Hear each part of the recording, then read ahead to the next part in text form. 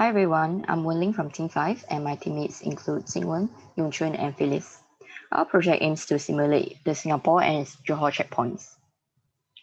Due to the close ties between Singapore and Malaysia, the Singapore-Johor checkpoint is a busy place.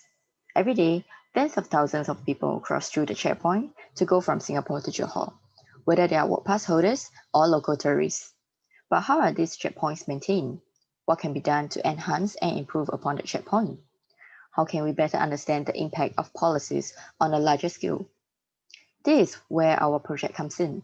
By simulating the entire system, we can then put in place various system configurations, examining their impacts on the average commuter's experience. From this, we can then understand which policies are optimal in enhancing commuter experience in its entirety and conduct proper cost-benefit analysis. With our motivation, we developed a corresponding model which I will be explaining through this video, where you can take a peek into our simulation done through Simul as well. The first stage of model is situated at the Singapore Customs, where the travelers will be split into 5 types: Singaporeans, Malaysians and foreigners with permits, Malaysian and foreigners without permits.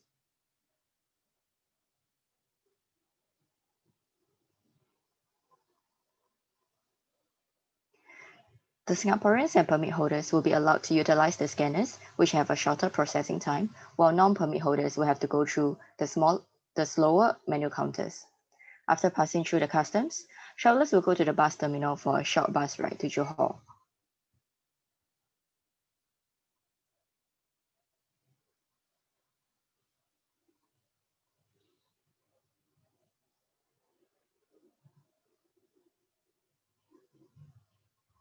Upon arriving in Malaysia, the travelers will walk to the Malaysia customs.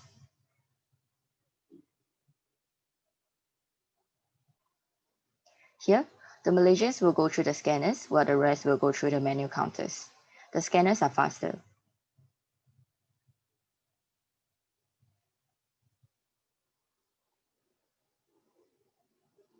After passing through the immigration, 10% of the travelers will be randomly selected to have their luggage inspected at the goods to declare counter, while the rest will go through a quick security scan at the other counter.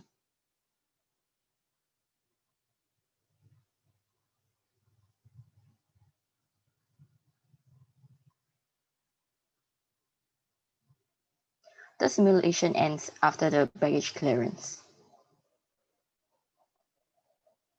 So with the system that we have developed, we then came up with 3 simple system configurations.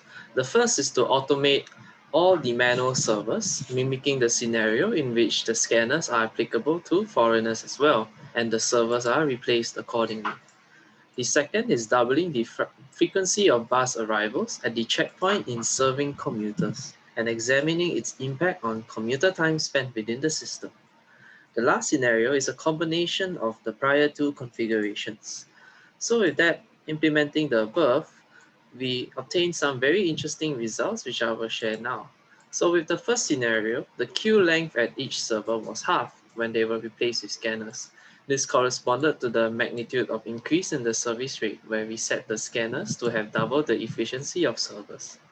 With the second scenario, we found that the commuter time spent traveling from Singapore to Malaysia through the bus checkpoint was reduced by 1/3.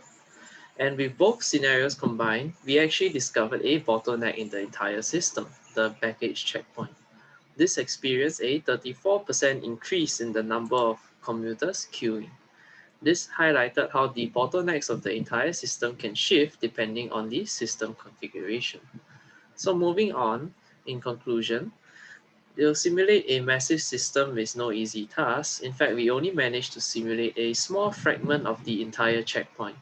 If we expanded the model, we could make use of more accurate data and expanding it to include more types of and modes of transport, be they tourist agencies, public buses, or personal transports.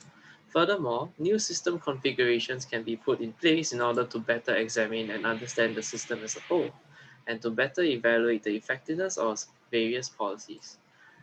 So now we have come to the end of our sharing. Come and join us in ESD, simulating better worlds by design.